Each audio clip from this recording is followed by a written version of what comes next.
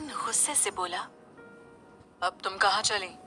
तुम्हें पता है ना तुम्हारे हाथ में चोट लगी है, तो जाना जरूरी है। यहीं बैठो।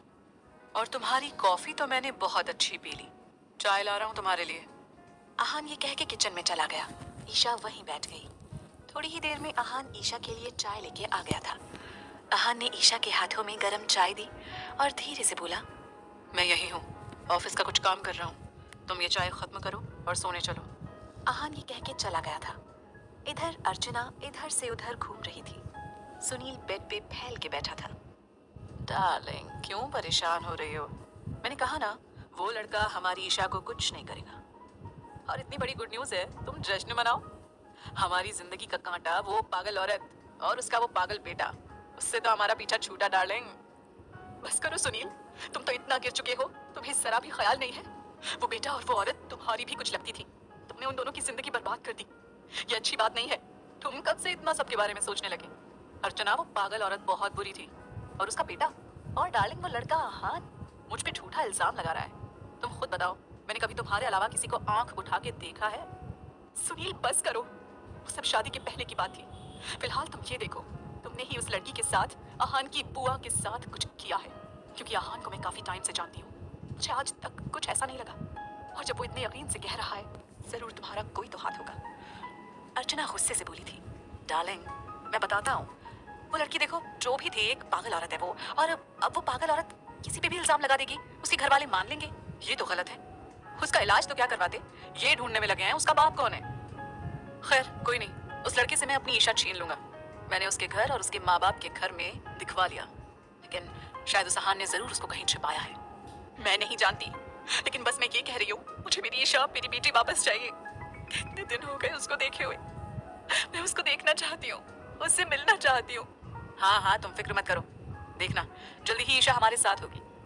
सुनील ने एक बार और अपनी चिकनी चुपड़ी बातों में अर्चना को फंसा लिया था। और अर्चना लाख बार चाहने के बाद भी अपने पति के आगे अपनी अच्छाई को नहीं दिखा पाई थी। इधर राधा और विराज दोनों बाहर सोफे पे बैठे थे, जब विराज जी धीरे से बोले, राधा जी, हमें लगता है अहान और ईशा के बीच में कुछ सही नहीं चल रहा है। क्यों, आपको ऐसा क्यों लगा? राधा जी थोड़ा परेशानी से बोली, बस मुझे ऐसा लगता है क्योंकि अहान ने उस दिन रानी के बाद मुझसे कहा था, वो अपनी रानी बुआ के साथ हुई इंसाफी की सजा ईशा को देंगे।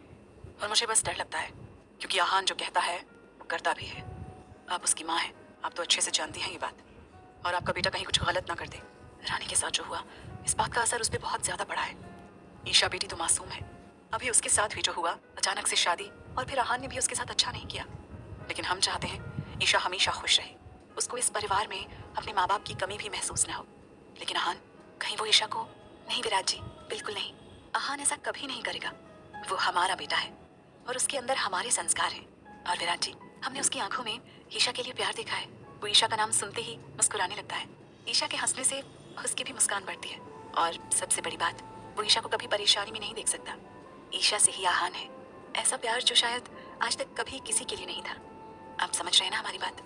हाँ, आपकी बात एकदम सही है राधा जी, लेकिन फिर भी मुझे लगता है हमें चल के देखना चाहिए एक बार। हाँ बिल्कुल चलेंगे, लेकिन अभी नहीं। अभी तो मौसम बहुत खराब है। बहू बेटे के घर इस टाइम जाएंगे क्या? राधा जी हंसते हुए बोली, तो विराज जी भी हंस पड़े। ईशा अपने कमरे में आ गई थी, जहाँ से बाहर का नजारा साफ दिख रहा था। ईशा बाहर का नजारा देख रही थी जब अहान कमरे के अंदर आया। आप तो काम कर रहे थे, यहाँ क्यों? ईशा घबरा के बोली, क्यों, तुम्हें मेरा यहाँ आना पसंद नहीं आया? नहीं, मैंने ऐसा कब बोला?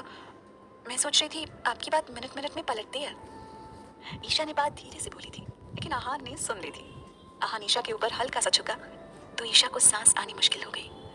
उसका दिल तेज तेज धड़कने लगा। अहान उसके कितना करीब था। लेकिन अहान ने ईशा के पीछे से उसका फोन उठाया और दूसरी तरफ देख के बोला, मुझे तुम्हारे करीब आने का शौक नहीं है, और मैं यहाँ इसलिए आया हूँ ताकि तुम मेरे पीछे किसी से बातें ना करने लगो, खासकर अपने उस धोखेबाज बाप से। अहान ने ये बात बिल्कुल झूठ बोली थी, क्योंकि उसको ईशा पे पूरा यकीन था।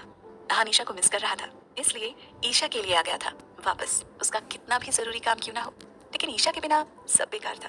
वो ईशा को हर पल अपनी आंखों के सामने रखना चाहता था। अहान को खोया देख ईशा धीरे से बोली,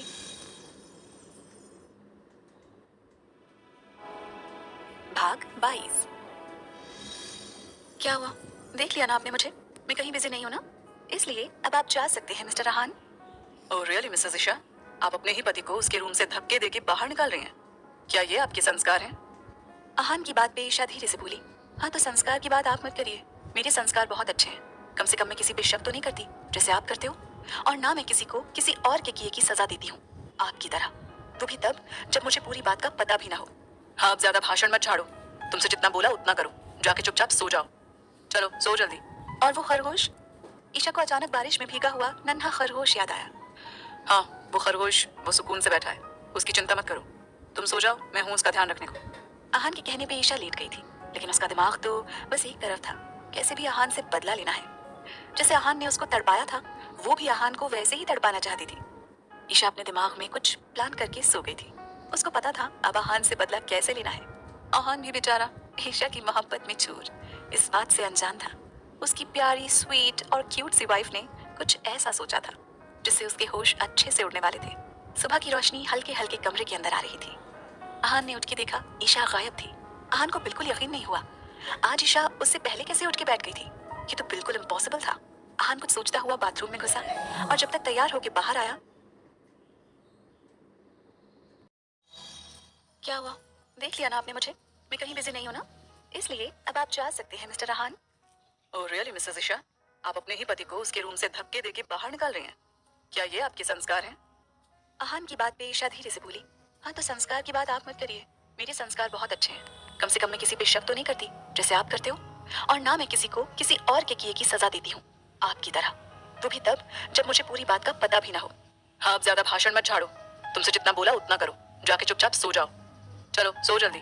और वो खरगोश? ईशा को अचानक बारिश में भीगा हुआ नन्हा खरगोश याद आया। हाँ, वो खरगोश वो सुकून से बैठा है, उसकी चिंता मत करो। तुम सो जाओ, मैं हूँ उसका ध्यान रखने को। आहान के कहने पे ईशा लेट गई थी, लेकिन उसका दिमाग तो बस एक तरफ था, कैसे भी आहान से बदला लेना है।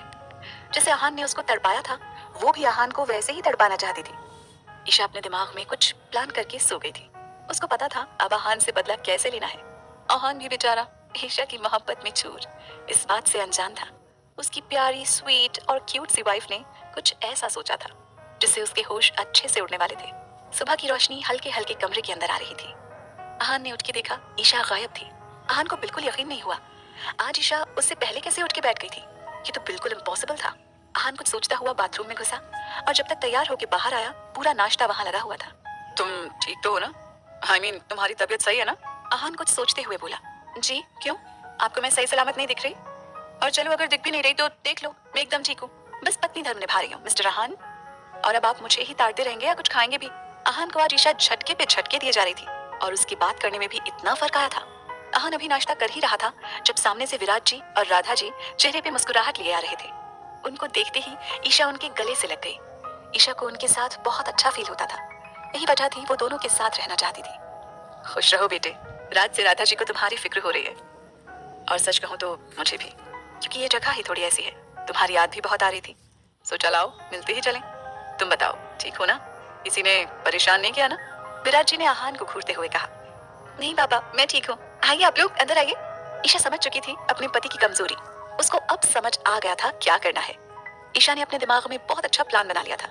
ईशा दोनों के सामने बैठ के बेचारा समूह बना के बोली, ठीक किया आप दोनों आ गए, वरना कि अकेला घर और मैं मुझे काटने को दौड़ते हैं। माँ, मैं अकेली यहाँ रह रह के परेशान हो गई। आहान पूरे दिन घर नहीं आए कल, मैं अकेली थी इस घर में, आप मुझे अपने साथ ले जाइए। ईशा की बात पे राधा जी ने घूर के आहान को देखा। आहान? आहान गुस्से से बोला, माँ आप इसकी बातों में मत आइए, अपने बाप की तरह धोखेबाज है ये। और मुझे क्या मतलब इससे? मरे या जिए, यहाँ रह रही है, क्या ये बहुत नहीं जो अब इसके आगे पीछे भी घूमे हम? राधा जी गुस्से से आहान को रोकते हुए बोली, चुप हो जाइए आहान, और तमीज से बात करिए। बीवी है आपकी, आप अपने संस्कार मत भूलिए। और आप उसको घर में रख के उस पर एहसान नहीं कर रहे हैं। एक पत्नी अपने पति के घर में रहती है, ना कि मायके में। ये आपकी इज्जत है, अब आपकी जिम्मेदारी है ये। और अगर ईशा कोई शिकायत कर रही है, वो गलत नहीं कह रही, सही कह रही है। वो जब से यहाँ आई है, आप उसको कहीं नहीं लेके गए। बताइए, आप लेके गए हैं उसको कहीं? राधा जी की बात पे विराट जी ने भी हाँ में हाँ मिलाई। आप एकदम सही कह रही हैं राधा जी। शायद हमारा बेटा बदले की आग में इतना जल चुका है, अपने माँ बाप के संस्कार भूल गया, और सबसे जरूरी अपनी रानी माँ को, जिसने इतना सब होते हुए भी आहान को कैसे हमेशा प्यार किया। रानी की बात पे राधा जी की आंखों में आंसू आ गए, तो आहान ने अपनी माँ को गले से लगा लिया। माँ प्लीज ऐसे मत रोइए, ठीक है सॉरी। और ये लड़की आपकी वजह से इस घर में है, वरना कब का छोड़ देता।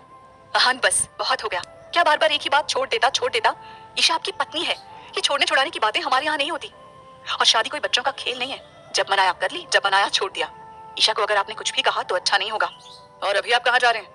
विराट जी अपनी सख्त आवाज में बोले, तो आहान ने भी सिर झुका के धीरे से जवाब दिया, जी पापा, किसी क्लाइंट के साथ मीटिंग है, मुझे शायद एक दिन वहीं रुकना पड़ेगा क्योंकि मीटिंग वहीं पे है, उनकी फैमिली भी होगी वहाँ, इसलिए आप अपनी लाडली बहू को अपने साथ ले जाइए।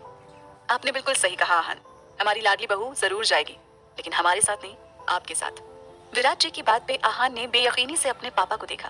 व्हाट? पापा ये क्या कह रहे हैं आप? विराट जी कुछ सोचते हुए बोले,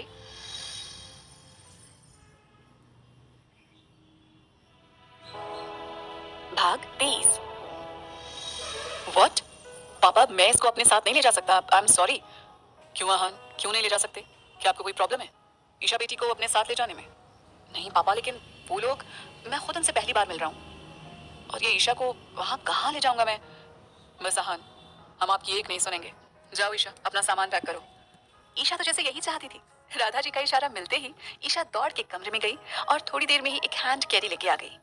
आहान उसके हाथ में हैंड कैरी देख के गुस्से से बोला, हाँ मैडम, महीनों के लिए जाना है, सब कुछ लेके जाएंगी। ईशा, तुमने ब्रेकफास्ट किया बेटा? राधा जी ईशा को देख के बोली, नहीं माँ, मेरा मन नहीं है। क्यों मन नहीं बेटा? आहान, ईशा को कुछ खिला देना किसी होटल में, यहाँ से शिमला जाने में वक्त लगेगा।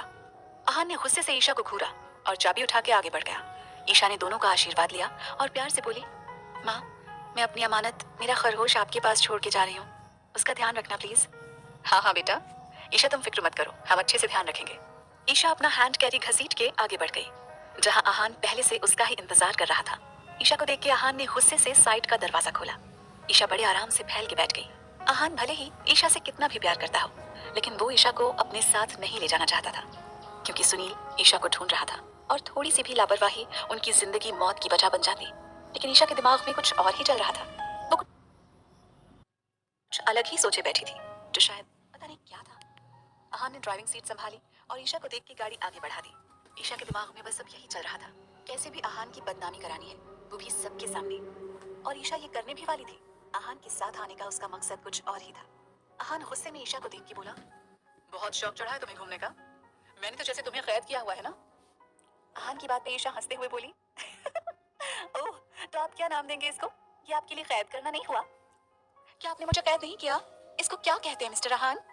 और रही बात मेरी, तो मैं अपने हस्बैंड के साथ आई हूँ, किसी गैर के साथ नहीं, इसलिए आप मुझसे ये बातें मत कीजिए जिनका कोई मतलब ही ना हो। आहान ने ईशा को देखा और अचानक ही गाड़ी की स्पीड बढ़ा ली। ईशा को कोई फर्क नहीं पड़ रहा था, वो बस अपने डर को कैसे भी काबू पाना चाहती थी, क्योंकि आहान के सामने अगर डर जाती, उसको पता चल जाता ये सिर्फ एक ड्रामा है और कुछ नहीं। आहान ने ईशा को देखा, बताओ क्या खाना है? अब तुम्हारे लिए रास्तों पे गाड़ियां रोको, घर से तो ब्रेकफास्ट हुआ नहीं तुमसे। तो कोई बात नहीं रुकेंगे तो किसके लिए रुकेंगे? चलिए, मुझे भूख लगी है। आहान ने आसपास देखा, एक होटल था और एक ढाबा।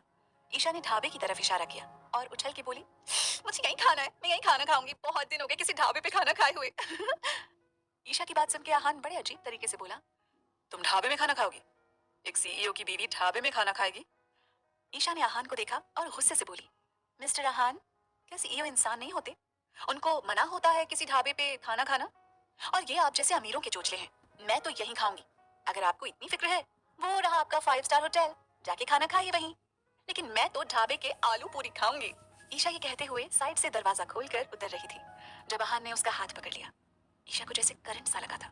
रुको, देखो, वहाँ हाइजीन नहीं होता, और होटल है तो ये लोग हाइजीन मेंटेन करके रखते हैं। देखिए मिस्टर आहान, आप शायद भूल रहे हैं, जो गरीब बच्चे होते हैं, इंडिया में जिस हिसाब से गरीबी है, लोग नीचे से उठा के खाते हैं 2 टाइम का पेट भरने को, लेकिन उसका मतलब ये नहीं है कि सब बीमार है। ये हमारे दिमाग का सिर्फ एक पागलपन है। और जिस होटल की आप बात कर रहे हैं, वो होटल बाहर से अपने पैसे का सबूत दे रहा है, लेकिन असल में क्या आप जानते हैं, असल में तो ये कुछ भी नहीं है। अंदर से हम क्या जाने हाइजीनिक है या नहीं। अच्छा बस प्लीज, तुमने तो पूरा भाषण ही दे दिया, चलो आओ ढाबे पे ही चलो। आहान ये कह के ईशा को लेके आगे बढ़ गया, लेकिन असल में तो वो खुद हैरान था। ईशा की सादगी उसको इम्प्रेस कर रही थी। कोई लड़की इतनी हाई सोसाइटी की होने के बाद भी इतनी अच्छी बातें कर रही थी। आहान ने ईशा को देखा, जो उछलती हुई ढाबे पे पड़ी एक लौती चारपाई पे बैठ गई थी। उसको देखते ही ढाबे का मालिक भाग के उसके पास आया। कहिए मैडम, क्या लाएं आपके और साहब के लिए? देखिए, मेरे लिए तो मटर पनीर, आलू पूरी और ठंडी ठंडी लस्सी ले आइए, और साहब के लिए आप ठंडा पानी ले आइए, इनका दिमाग बहुत गर्म हो रहा है। जी मैडम, जैसा आप कहें। आहान ने गुस्से में ईशा को देखा। बात तो तुमने सही कही, दिमाग तो मेरा गर्म हो रहा है तुम्हारी हरकतों पे। लेकिन ईशा ने उसकी एक नहीं सुनी और बड़े मजे में आसपास के हरे भरे पेड़ों के नजारे देख रही थी।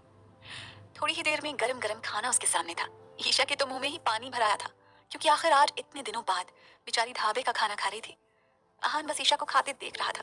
आहान को घूरता पाके ईशा कुछ सोच के बोली, वैसे मानना तो पड़ेगा, आपका मन तो बहुत है, लेकिन आपका स्टेटस आपको कुछ खाने नहीं दे रहा। वैसे भी कुछ नहीं रखा इन सब में, जो जिंदगी सादगी में है वो इसमें नहीं। मेरी मानिए, खा लीजिए थोड़ा सा, एक बाइट में क्या जाता है। आहान ने घूर के ईशा को देखा तो ईशा सिर झुका के खाने में लग गई। आहान के फोन पे लगातार मैसेजेस आ रहे थे। पता नहीं कौन था जो उसको मैसेजेस कर रहा था। आहान ने ये सोचते हुए अपना फोन खोला और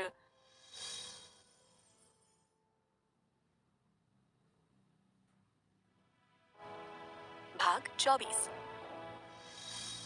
आहान ने मैसेज खोला, लेकिन तभी ईशा ने फोन उसके हाथ से छीन लिया। क्या अभी हर वक्त फोन में लगे रहते हैं? ये कोई अच्छी बात नहीं है, आके यहाँ खाना खाइए। आहान गुस्से में बोला, तुम्हें खाना है अच्छे से खाओ मिस ईशा, मुझे कोई जरूरत नहीं घसीटने की, और ना मुझे खाना है, सुना तुमने? आहान गुस्से में बोला तो ईशा ने कांधे ऊपर करे और खाने में बिजी हो गई। तभी एक बच्चा रोता हुआ आया। वो ढाबे वाले से खाने की भीख मांग रहा था, लेकिन ढाबे वाला उसको सिर्फ धुतकार रहा था। ईशा ने गुस्से में उस ढाबे वाले को देखा। एक्सक्यूज मी, आप क्यों उस बच्चे को बेवजह डांट रहे हैं? ईशा के कहने पर आहान की भी नजर सामने गई। ईशा उठी और उस बच्चे का हाथ पकड़ के अपने पास ले आई और अपना पूरा खाना उसके सामने कर दिया।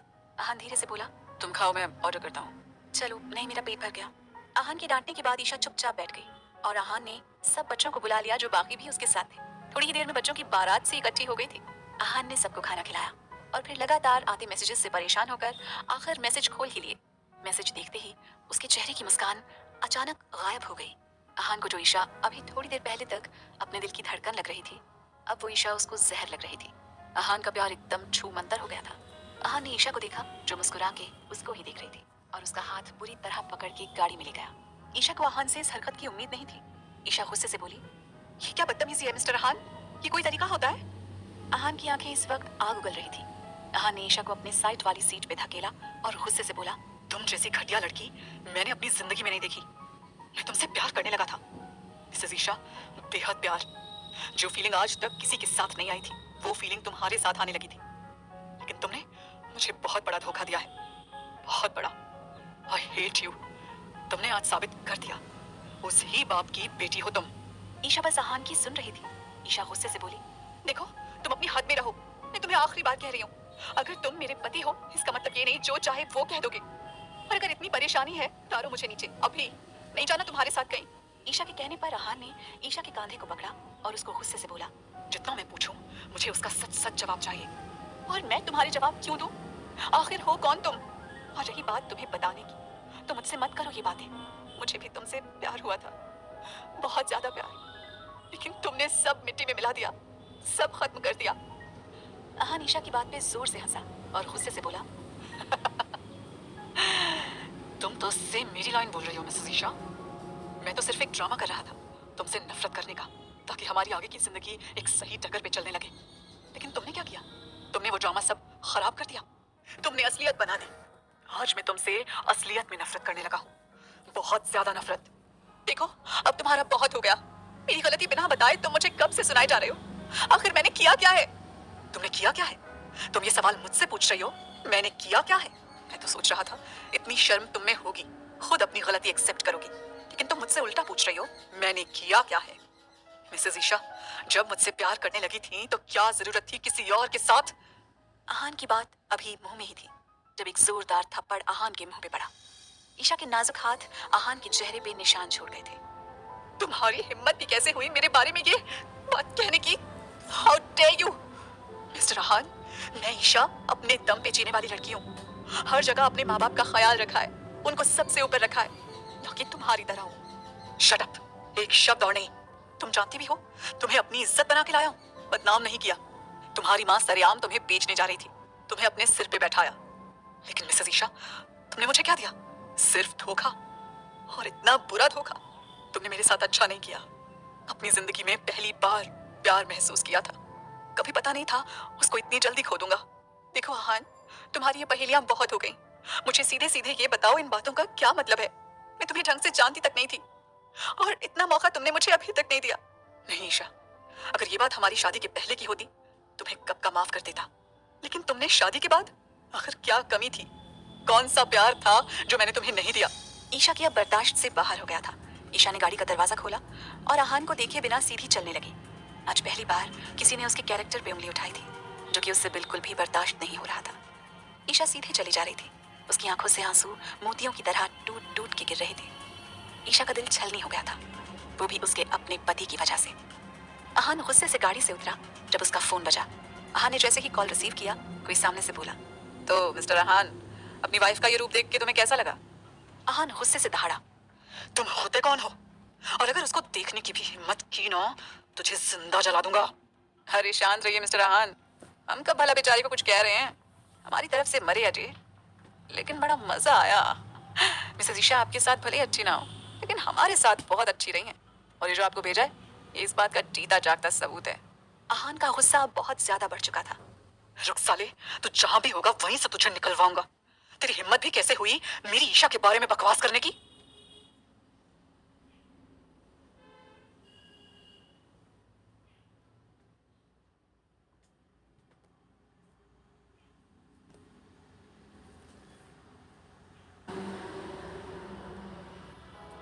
भाग 25। ये कह के आहान ने कहीं फोन लगाया और गुस्से से बोला, सुनो मेरी बात, तुम्हें एक वीडियो भेज रहा हूँ, मुझे अभी बताओ ये बनाई गई है या रियल है? अगली तरफ से जी सर कह के फोन काट दिया गया था। आहान जल्दी जल्दी ईशा के पीछे भागा, लेकिन तब तक ईशा गायब हो चुकी थी। अब ये लड़की कहाँ गई? आहान गुस्से से बोला और जहां ईशा गई थी उस डायरेक्शन में चला गया। ईशा कहीं नहीं थी। इधर ईशा सुनसान रोड पे चली जा रही थी। तभी दो लड़के बहुत तेजी से आए और बहुत दूर जाके उन्होंने बाइक रोक दी। ईशा को बिल्कुल भी उम्मीद नहीं थी ऐसा कुछ होगा। उसको संभलने में थोड़ा वक्त लग गया था। वो लड़के अपनी बाइक ईशा के पास लाके बोले, ओहो, तो मैडम अकेली हैं? लगता है कोई बेचारी को सुनसान सड़क पे अकेला छोड़ गया। उन लड़कों ने इतना चिल्ला के कहा था, ईशा का मन किया इनका सिर ही फोड़ दे। अपना रास्ता नापो, फालतू मुझसे टक्कर मारने की जरूरत नहीं है, और ज्यादा दिमाग खराब किया ना तो थप्पड़ खाओगे। ईशा बहुत ज्यादा गुस्से में थी। अरे देखो तो सही मैडम को, कितना बुरा लग गया। कोई बात नहीं, आपके हाथों से थप्पड़ खाना भी किस्मत की बात होगी। उस लड़के की इतनी हिम्मत देख के ईशा ने एक जोरदार थप्पड़ उसके मुंह बोलो। से थप्पड़ खाना भी किस्मत की बात होगी। उस लड़के की इतनी हिम्मत देख के ईशा ने एक जोरदार थप्पड़ उसके मुंह पे रख दिया। तो कैसा लगा? आया मजा? अब तुम्हें पता चला होगा खूबसूरत हाथों से थप्पड़ खाना भी एक कला है, और ये कला तुम्हें बहुत अच्छे से आती है। तेरी इतनी हिम्मत, हमें थप्पड़ मारेगी? रुक साली, अभी तुझे तेरी औकात याद दिलाऊंगा तो होश में आ जाएगी। पता नहीं खुद को क्या समझती है। ये कह के वो दोनों आदमी बाइक से उतरे और ईशा को जोर से धक्का दे दिया। ईशा गिर पड़ती, लेकिन आहान ने उसको थाम लिया। आहान का मूड पहले से बहुत खराब था। ऊपर से ये लड़के, आहान को समझने में ज्यादा वक्त नहीं लगा था आखिर क्या वजह थी। आहान ने उन सबको देखा और एक जोरदार मुक्का पहले लड़के के मुंह पे जड़ दिया। बीवी है मेरी, तुझे क्या लगा था किसी भी सड़क चलती लड़की को छेड़ दो तो कूल लगोगे? अभी देखना कैसे जेल में सड़ोगे तुम दोनों। आहान के इतना कहते ही वो लड़के 1 मिनट में भाग गए। आहान ने ईशा का हाथ पकड़ा और प्यार से पूछा, ठीक हो तुम? कहीं लगी तो नहीं? ईशा गुस्से से आहान का हाथ झटक के बोली, मिस्टर आहान, अपनी हद में रहिए। अभी आप मुझ पे इल्जाम लगा रहे थे और अब इतना फ्रैंकली पूछ रहे हैं जैसे कुछ हुआ ही ना हो। आहान ने हाथ झटकने के बाद भी ईशा को नहीं छोड़ा। धीरे से बोला, आई एम सॉरी ईशा, मैं बस थोड़ा ज्यादा बोल गया। मैं तुम्हारे लिए थोड़ा ओवर पॉसेसिव हूँ, तो बस प्लीज मुझे माफ कर दो। आहान ने ईशा को देखा तो ईशा को आहान बहुत प्यारा लगा। वो कैसे अपनी गलती की माफी मांग रहा था। ईशा ने आहान का हाथ पकड़ा और गुस्से से बोली, आखिरी बार, अगर आगे से आपने ऐसा कुछ किया मैं आपकी जान ले लूंगी। मैं तो हंसते हंसते तुम्हें अपनी जान दे दूंगा मिसेस आहान। हाँ बस रहने दीजिए ये फिल्मी बातें। आहान ईशा को देख के बोला, मुझे तुम्हें और भी कुछ बताना है। क्या? ईशा को किसी अनजाने खतरे का एहसास हुआ। देखो ईशा, जो मैं बताने जा रहा हूँ ध्यान से सुनना, और बहुत ध्यान से सुनना। उस घटिया सुनील को पता चल चुका है तुम और मैं बाहर हैं, और उसने शिमला में चारों तरफ अपने आदमी लगवा दिए हैं। हमें वापस घर जाना होगा, और दूसरी बात, अब मुझे उसके सामने आना पड़ेगा। बहुत हो गया चूहे बिल्ली का खेल। आज तक तुमसे दूर रहा ताकि तुम्हें कोई नुकसान नहीं हो, लेकिन आज लगता है तुम्हारे लिए, हमारे प्यार के लिए मुझे उसके सामने आना ही होगा। लेकिन आहान, तुम जानते भी हो क्या कह रहे हो। मैं उनको अच्छे से जानती हूँ। तुम्हें सामने देख के वो तुम्हें कभी जिंदा नहीं छोड़ेंगे, कभी नहीं। प्लीज आहान, ये सब मत करो। मैं तुम्हारे बिना जिंदगी जीने की सोच भी नहीं सकती। ईशा की बात पे आहान ने ईशा को गले से लगा लिया। प्लीज ईशा, मुझे कमजोर मत करो। इस वजह से तुम्हें एक पत्नी का प्यार नहीं दिया, आज तक तुम्हें कहीं बाहर लेके नहीं गया। ईशा लड़की कितने बड़े खानदान की क्यों ना हो, कितनी हाई सोसाइटी की क्यों ना हो, लेकिन एक चीज होती है उसके दिल में, अपने पति के साथ घूमने की, उसके साथ रहने की। और आज तुम्हारे बाप की वजह से तुम हर सुख से अनजान हो। देखो ईशा, प्लीज मुझे मत रोको। अब लड़ाई टक्कर की होगी। अब उस सुनील को उसके किए की सजा मिलने का वक्त आ गया है, और वो मैं दूंगा, कानून देगा। बस मेरी जान, इसमें तुम्हारा साथ चाहिए। प्लीज मुझे कमजोर मत करो। अगर मैं आज रुका तो कभी उससे नहीं लड़ पाऊंगा। वो एक बच्चे और एक औरत का खूनी है। मेरी रानी माँ को इंसाफ चाहिए ईशा, प्लीज मुझे मत रोको। रानी माँ को याद करके आहान की आंखें फिर से भीग गई थी। ठीक है आहान, मैं कुछ नहीं कहूंगी, आप चले जाइए। लेकिन एक बात जरूर आपसे कहनी है, अगर आपका कुछ भी हुआ मैं खुद को तभी खत्म कर लूंगी। और आप ईशा की जान साथ लेके जा रहे हैं, याद रखना। ईशा कहती हुई आहान के गले लग गई और आहान ने उसको किसी खजाने की तरह थाम लिया। थोड़ी ही देर में ईशा और आहान वापसी के रास्ते पे थे। आहान ने ईशा का हाथ पकड़ा हुआ था। हिम्मत रखो ईशा, ऐसी छोटी सिचुएशन में घबराना अच्छा नहीं होता। मैंने कहा ना, मुझे कुछ नहीं होगा और तुम्हारे बाप को उसके किए की सजा मिल के रहेगी। थोड़ी ही देर में ईशा और आहान अपने फार्म हाउस के सामने थे। आहान ने ईशा को देखा और प्यार से बोला, अंदर जाओ, माँ और पापा से कहना मैं जल्दी ही आऊंगा। लेकिन ईशा आहान के गले लग के फूट फूट के रो पड़ी। नहीं आहान, प्लीज मत जाइए, मैं आपके बिना जिंदगी जीने की सोच भी नहीं सकती। आहान, देखो ईशा, मैं वादा करता हूँ, खुद को सही सलामत वहां से वापस लाऊंगा, निकाल के लाऊंगा। ये मेरा वादा है तुमसे ईशा। और अंदर जाके माँ पापा को तुम्हें संभालना है, उनको बताना मैं जल्दी ही आ जाऊंगा। आहान के लाख समझाने के बाद भी ईशा उसको छोड़ना नहीं चाहती थी। भाग 26। आहान सीधा ईशा के घर गया था। आहान को घर में देख के ईशा की दादी अचानक ही घबरा गई थी। बेटा, तुम यहाँ क्या कर रहे हो? अगर सुनील ने तुम्हें यहाँ देख लिया बहुत गलत हो जाएगा। आहान महिमा जी की बात पे कुछ नहीं बोला और सोफे पे बैठते हुए बोला, कोई बात नहीं दादी, आज आपके बेटे सुनील से ही मिलने आया हूँ। नहीं आहान, यहाँ से चले जाओ। अभी दादी आहान को कुछ कह ही रही थी जब पीछे से सुनील आके बोला, अरे माँ, क्या भेज रही हो इसको? आज तो खुद मछली जाल में फंसने आई है। आहान ने सुनील को देखा और हंस के बोला, सुनील, अपनी गलती मान ले वरना बहुत बुरा होगा। अभी भी वक्त है, पुलिस के आगे जाके अपना गुनाह कबूल कर। अभी आहान कुछ और भी बोलने वाला था जब किसी ने पीछे से उसके सिर पर बहुत तेज मारा था, जिसके लगते ही आहान नीचे गिर पड़ा। महिमा जी को भी सुनील के गार्ड ने पकड़ा हुआ था। आहान की आंख जब खुली, उसने खुद को कहीं बंधा पाया। आहान ने अपनी आंखें अच्छे से खोल के देखा, वो किसी बेसमेंट में था और उसके चारों तरफ सुनील और उसके आदमी थे। आहान को होश में आता देख सुनील चिल्ला के बोला, बता मेरी बेटी कहाँ है? कहाँ है मेरी ईशा, जिसको तूने छिपा के रखा हुआ है? मेरे दिल में है, निकाल सकते हो तो निकाल लो। आहान के इतना कहते ही सुनील गुस्से में बोला, तुझे क्या लगता है तेरी इन आशिकियों की बातों पे मैं बहुत खुश होऊंगा और तुझे शाबाशी दूंगा? तुझे दामाद समझ के सिर पे बिठाऊंगा? आहान हंस के बोला, मैं तो तुझ जैसे नीच का दामाद हूँ, इस बात को तू नहीं बदल सकता। सुनील ने अपने आदमियों को देखा और चिल्ला के बोला, इसको तब तक मारो जब तक इसकी सांसें न टूटें, और मार मार के इसको अधमरा कर दो। जब तक कि मेरी ईशा का पता नहीं देता, इसको मारते रहो। सुनील के कहते ही उसके आदमियों ने डंडे और चाबुक से आहान पे वार करने शुरू कर दिए थे और थोड़ी ही देर में आहान की शर्ट पे जगह जगह से खून निकल के आ गया था। बता, कहाँ है मेरी बेटी? सुनील एक बार फिर बोला, ईशा मेरे दिल में है, निकाल सकते हो तो निकाल लो। हाँ, इस बार भी आहान ने मुस्कुरा के जवाब दिया था। सुनील ने गुस्से से चाकू उठाया और आहान के सीने पे जला दिया। यहाँ है ना ईशा? यहाँ? सुनील पागलों की तरह हंस रहा था। सुन, तेरी रानी माँ को बदनाम करने वाला मैं था। लेकिन तुझे क्या लगा था उस रानी से मैं रिश्ता बनाता? कभी नहीं, वो सिर्फ टाइम पास का जरिया थी, ना कि शादी का। और दूसरी बात, तुझे क्या लगा था तेरे उस बावले भाई को मैं अपना बेटा मानता? कभी नहीं। अभी सुनील सब बातें कर रहा था जब पुलिस ने बेसमेंट में एंट्री की। इंस्पेक्टर ने गन आगे की तरफ करी और गुस्से से बोला, मिस्टर सुनील, अगर हिलने की कोशिश भी की तो मुझे शूट करने में जरा भी टाइम नहीं लगेगा, याद रखना। सुनील अपनी जगह जम गया था। पुलिस ने सबसे पहले आहान को खोला था और आहान की शर्ट की जेब से वो कैमरा निकाला। आहान ने जाते हुए अपनी शर्ट की जेब में एक कैमरा रखा था। जो भी सुनील ने कहा था सब उस कैमरे में रिकॉर्ड हो गया था। पुलिस ने सुनील और उसके दोनों बेटों और उसके गार्ड को गिरफ्तार कर लिया था। सुनील के दोनों बेटे भी बहुत बड़े स्मगलर थे। आहान को वक्त रहते हॉस्पिटल में एडमिट करा दिया था। ईशा और बाकी सब भी वहीं पहुंच गए थे। ईशा का रो रो के बुरा हाल था। अर्चना को भी अब अक्ल आ गई थी। अर्चना अपनी बेटी से मिलके बहुत रोई थी। और उसने अपने किए की माफी भी मांगी थी। विराज और राधा जी भी आहान के पास थे। महिमा जी और अर्चना ने भी उनसे माफी मांगी थी। अर्चना ने रानी की याद में एक स्कूल बनवाने का फैसला लिया था। बस अब आहान की तबीयत थी। आहान को भी होश आ गया था। सब उससे मिल रहे थे। ईशा बस एक कोने में खड़ी थी, क्योंकि उसकी आहान से नजर मिलाने की हिम्मत नहीं हो रही थी। आज उसके बाप की वजह से क्या हालत हो गई थी आहान की। 2-3 दिन बाद आहान को हॉस्पिटल से डिस्चार्ज कर दिया गया था। सब ठीक हो गया था। अर्चना भी अब ठीक हो गई थी। राधा और विराज भी आहान के घर थे। रात का खाना खा के सब अपने अपने कमरों में सोने चले गए थे। आहान अभी भी जाग रहा था। ईशा उसके सामने जाने से कतरा रही थी, लेकिन अब तो जाना ही था। कब तक डरती। ईशा ने आहान को देखा और धीरे से बोली, मैं आपके लिए चाय बना के लाती हूँ। लेकिन आहान ने उसका हाथ वहीं पकड़ लिया।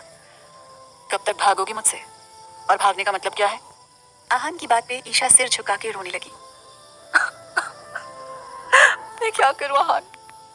आज मेरी वजह से आपकी क्या हालत हो गई? मेरे पापा की वजह से। आहान ने ईशा के होठों पर उंगली रख दी। पहली बात तो मुझे कुछ नहीं हुआ। तुम्हारे पापा ने पूछा ईशा कहाँ है? मैंने कहा मेरे दिल में।